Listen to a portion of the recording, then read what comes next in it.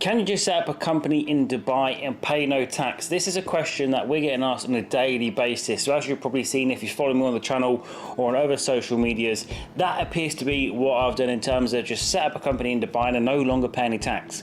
And for the most part, this is true, but it's because of a couple of different factors that I'm going to run through in this video.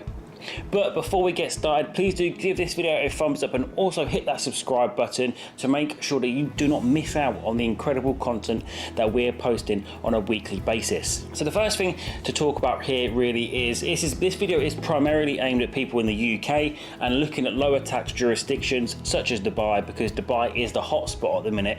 There are a number of reasons for this, and mostly it's because it's quite accessible, as in it's quite cheap to set up a company here, get a residency permit here in Dubai compared to other tax havens, which are typically a lot more expensive, and the lifestyle that Dubai offers in terms of schooling, infrastructure, the quality of life here, just how safe it is compared to some other tax havens as well, you know, Belize, Panama, places like that. You know, it's a no-brainer. You're going to want to be located in Dubai rather than somewhere like that. And as a result, Dubai has absolutely blown up over recent years and shows no signs of slowing down. So what are the advantages to setting up here in Dubai compared to the UK? We're talking from a tax point of view here. So taxes in the UK, let's look at a company. So a company in the UK will actually be paying up to 26.5% corporation tax from now onwards. Actually, that's the marginal relief calculations before anybody in the comments says, well, actually it's 25% in 19. Look it up, you can actually pay 26.5% on profits between 50 and 250,000. There's another video on that on the channel. So up to 26.5% tax. And in Dubai, for most people doing business here, there's absolutely 0% corporate tax. So, you know, you can do the numbers there. If you're doing a couple of 100,000, the tax savings alone can be phenomenal. And also when you base your personal tax residency here as well, you don't usually pay tax on dividends, salaries, interest income, and a whole lot more. So actually when you look at a typical owner managed business, somebody like yourself, somebody like myself, actually what can be saved by just basing your tax residency on a personal level out in Dubai is significant and should certainly be explored just because of the wealth building potential it can have.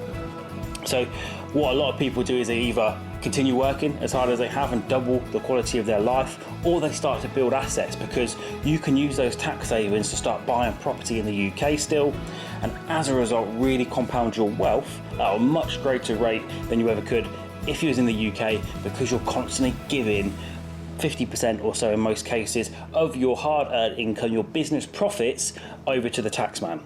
So what exactly is the difference between a personal tax residency and a corporate tax residency? Well, from a personal tax point of view, this is where you're personally based, usually for the majority of the year. So if you're a UK taxpayer, it really means that you can't spend a significant amount of time in the UK.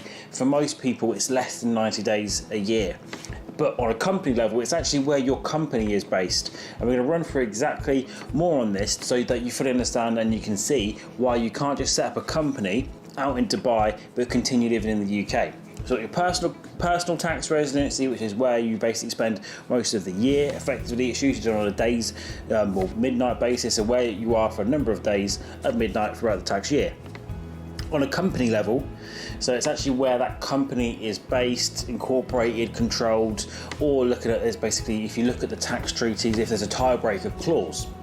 So what actually determines the residency of a company? And broadly, from a HMRC point of view, it's deemed to be the place of central management and control. And this means where the big board decisions are made, where the company is actually run from, and where the decisions are made. So if you're basically approving a new product line, if you're buying a property, if you're looking at all of these factors, all of the decisions that you would typically make as a business in order to run and grow that business, where are those decisions being made? Are they in Dubai or are they in UK? So this basically leads on to the dilemma that people have as to where they just set up a company in Dubai but continue to actually run the company from the UK.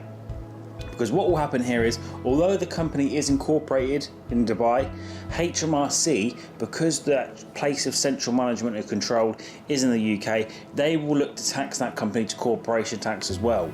So for most people, you can't just set up a company in Dubai and move money over, have it tax-free, because if you're a UK resident, it's going to be difficult for you to prove that the place of central management and control isn't in the UK, because after all, if all of the directors are UK resident, and as a result spend enough time in the UK to be UK resident, how can that company possibly be run from overseas when there's that basic mismatch between your personal tax residency and your basic Dubai or UAE corporate residency? So what you need to do is, if you do want to prove that your company is run from Dubai, is you do have to actually run it from Dubai. All of the board meetings, all the day-to-day decision making, basically in the long and short that you do have to fully move to Dubai in order to get that benefit. You need to spend enough time in Dubai to show that you are physically running the company from there. Ideally, you have UAE resident directors, so you can look at nominee directors in some circumstances, depending on the specific activities of the company, but for the most part you can't just do this to avoid tax. End of the day, well, evade tax I would say, because you can do it to avoid tax, and everyone knows the difference between evasion and avoidance, and it's a thickness of a prison wall, because avoidance is legal and there's a taxpayer's right to do so, but evasion is illegal and will land you in jail.